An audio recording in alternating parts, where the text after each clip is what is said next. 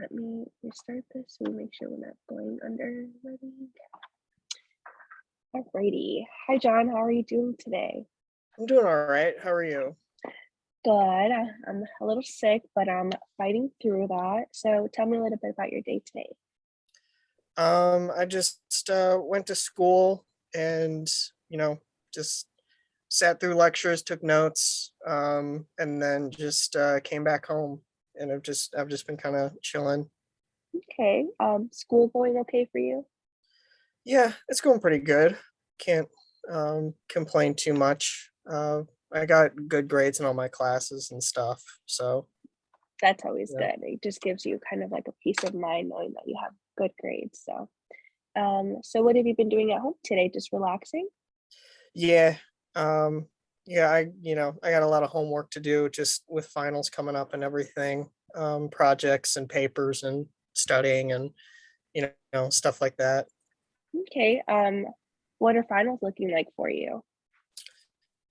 Um, I have, I think, two exams, and then I think just one paper, and then um, I think that's it. Okay. So has this So been not like too much. one of the easier semesters for you for finals? Yeah, honestly, um, there's this has been a pretty easy semester just overall.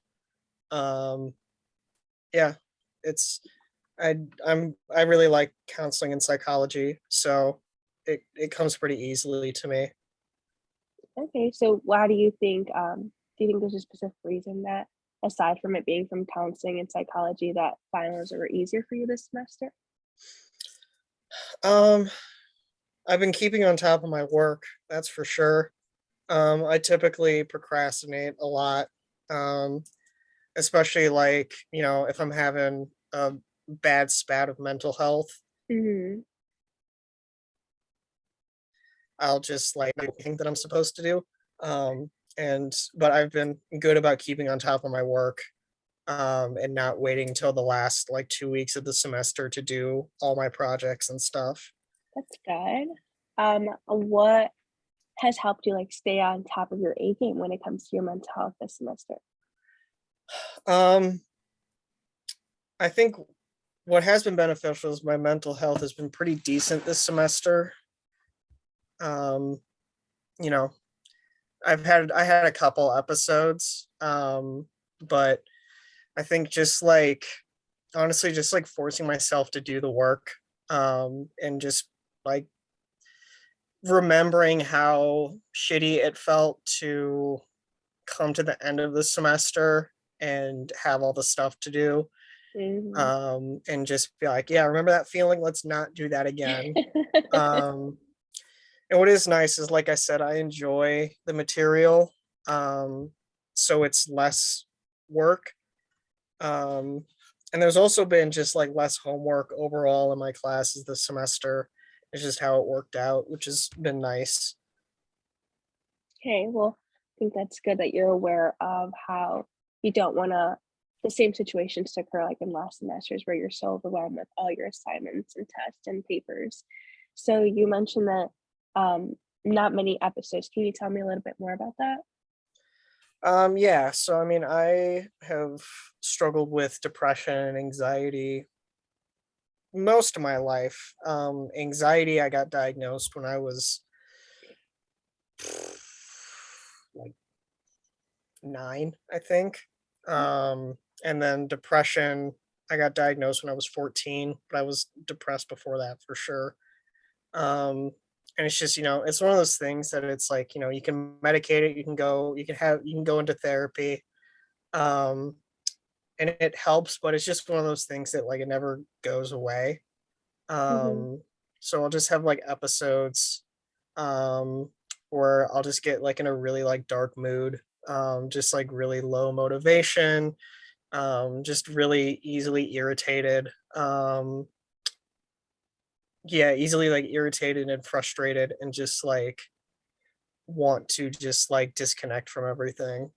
That's kind of how it manifests more recently. Okay, so you said, did you you mentioned that there was fewer of those occurring this semester, correct? Yeah. So how did you manage to get yourself to work on that better for yourself this semester? What'd you do differently? Honestly, I attribute it most to it. Most of my mental health betterment to my partner. Just they're really just like a ray of sunshine, and they're really good Hmm. about kind of getting me out of my own head and yeah, helping me through stuff.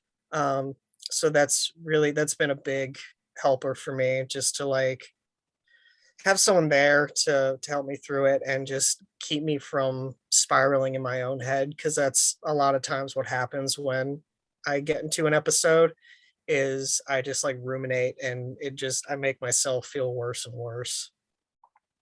Yeah, I think when it comes to mental health, just having that support system, just knowing that someone's there willing to help or be that shoulder that you need is sometimes honestly the best thing that can happen.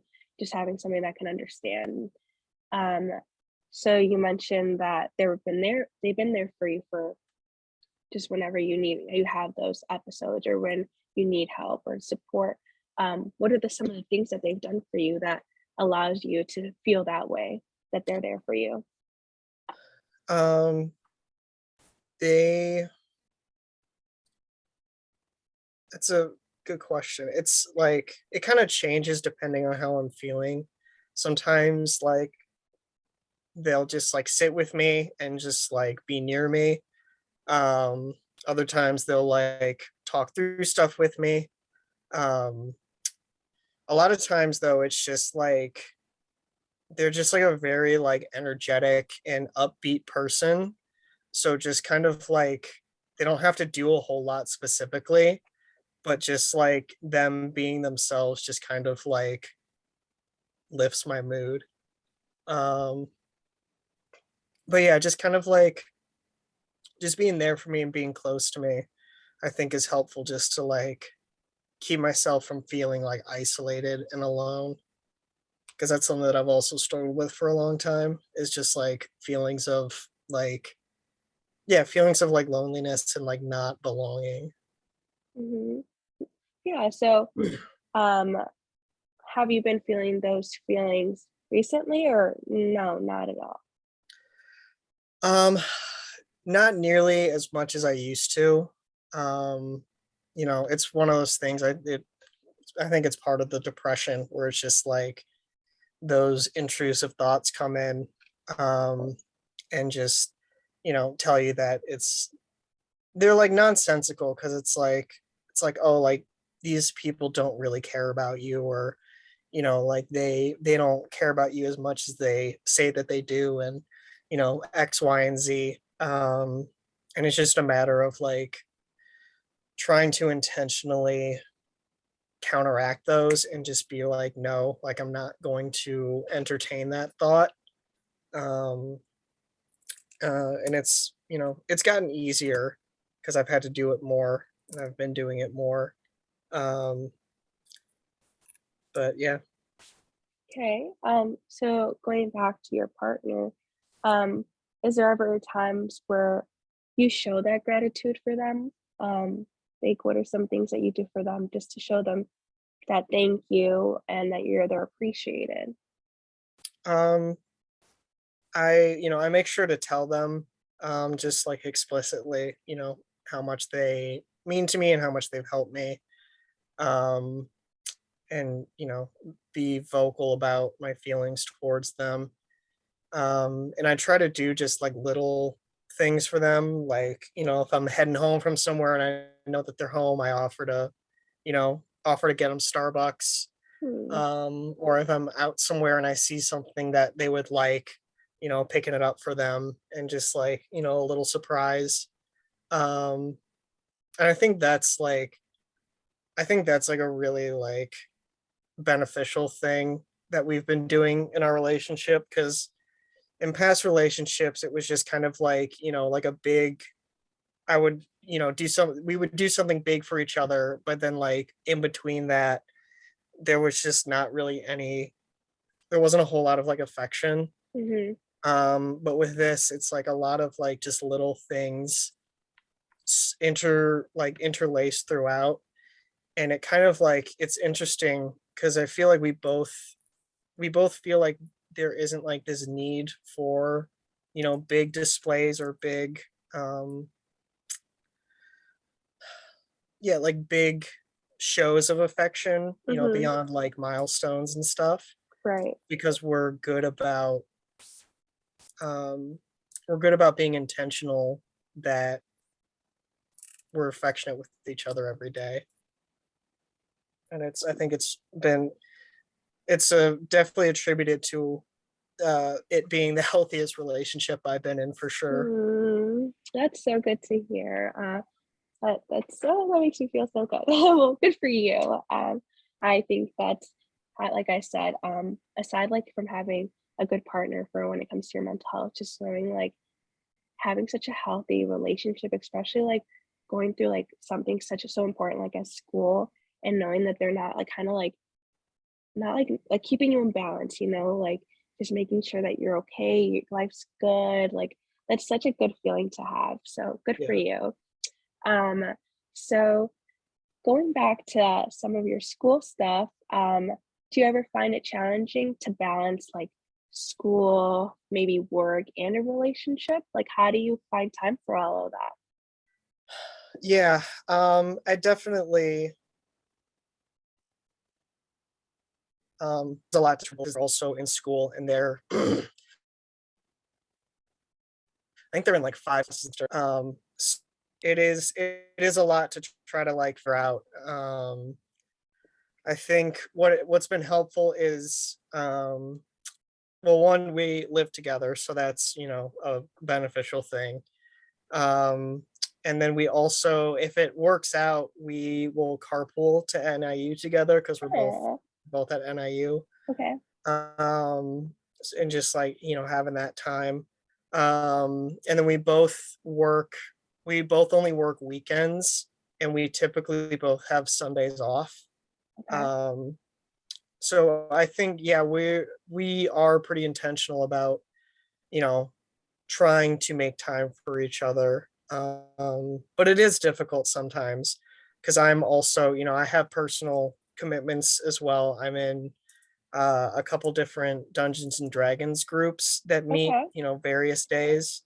Um, but for the most part, it overlaps with stuff that they have to do as well.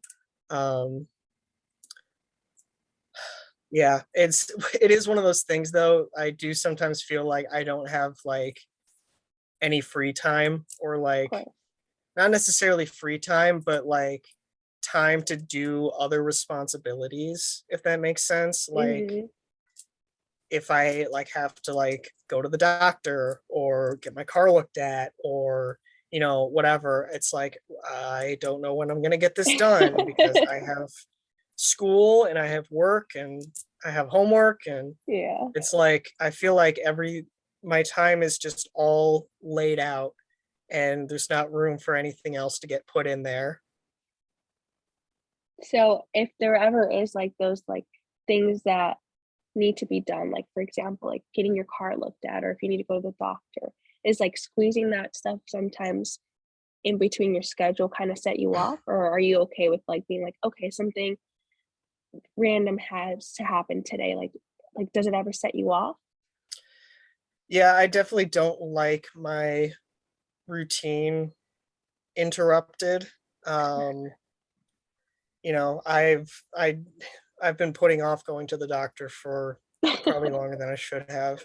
Um, but like with my car, like I took my car in for an oil change, and they found like the thing that holds my coolant was leaking. So they had to keep it like over the weekend, and like keep it till like Tuesday. And it's like I ended up just like not going to school because it's like, you know, I I didn't really have another option, and it was just like frustrating that it's like, yeah, just like random stuff that happens that it's like now I gotta like figure this out, and now I'm having to miss school, and it's close to finals, and Yeah, Yeah. it's definitely, I definitely get frustrated when wrenches are thrown into my routine. Yeah. So when things are like kind of setting off your routine or how you mentioned previously, like finals coming around, what are some things that you do that like kind of like relaxes you or makes you feel more upbeat or energizes you again?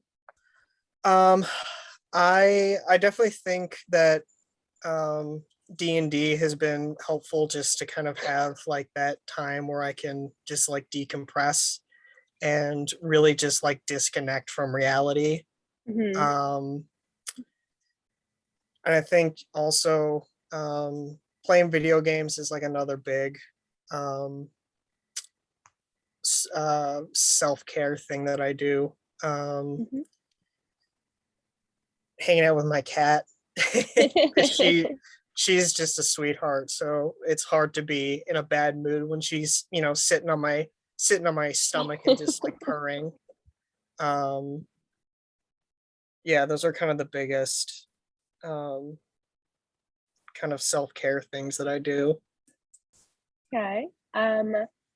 So aside from your relationships in school, if I remember correctly, last time are you still working at that doggy daycare? Yeah, I How's am. that going? It's going good. We just hired someone who is going to be kind of like a trainer in the back with us. Okay. Because we have like a trainer, but he's like reserved for like specialized like one-on-one training, Hmm. whereas this lady's going to kind of like help correct behaviors of the problematic dogs that we have in group. Um, which is good because we definitely have a few dogs that I if I was in charge of the business, I would have barred from coming back a long time ago. Um, but you know, and that's kind of frustrating because it's like it's putting the other dogs at risk. Hmm. Um, and I'm not worried for any dog's life because we're really good about being on top of it. But I am worried that a dog is going to get hurt because we have a dog that goes from playful to aggressive in an instant. Hmm. And like yeah, so I'm glad that that we hired this trainer to be in group to like help us with these problematic behaviors that are coming up.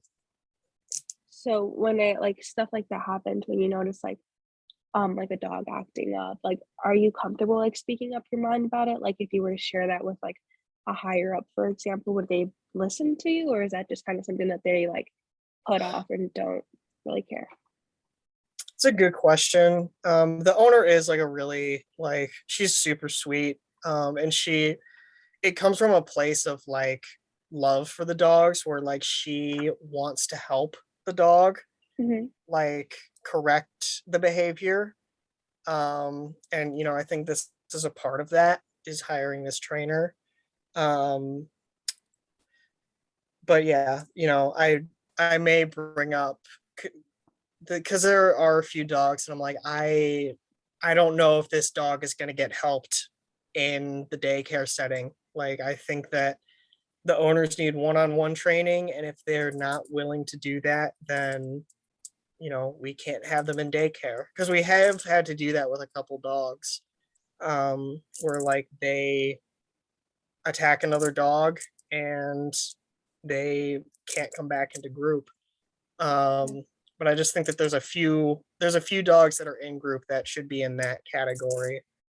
Um, but yeah, it's a tricky situation. Because it's if they're not here, are they going to go to another daycare and you know attack a dog there? Hmm. And it's just a tricky situation sometimes with dogs, but mostly the owners and their willingness to understand that their dog has a problem and then do what needs to be done to fix it. Right. Because a lot of times, it's neither of those things. They're either in denial or they accept it, but they don't do anything to fix it. Fix it, right, of course, They yeah. they expect that they expect us to do that, and it's like, Mhm. no, your dog's around you way more than us. Like, we're here to make sure that they don't kill each other, Yeah. and that's kind of the extent of our responsibility.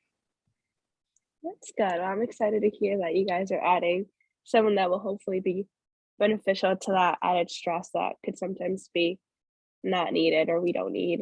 Um, Yeah. Aside from that, is there anything else you wanted to talk about during the session? Um, no, I don't think so. I think I'm all good. Okay, well, we are running out of time, but I did want to thank you for meeting up with me and having this session. And I appreciate you being vulnerable and talking about your depression and anxiety. And I'm happy to hear that things are better and we're working on the episodes. And it's also good to hear that you have those outlooks that help you kind of re-energize or make you feel more upbeat when you are feeling that way, such as having your partner, you mentioned having your cat to cuddle with, or having your groups. So I hope you continue to use those when you are feeling stressed within these last 2 weeks left in the semester. But with all that, I hope you have good finals and hope to speak to you again soon. And I hope you have a good day. Yeah, thanks. You too. I appreciate it. Thank you.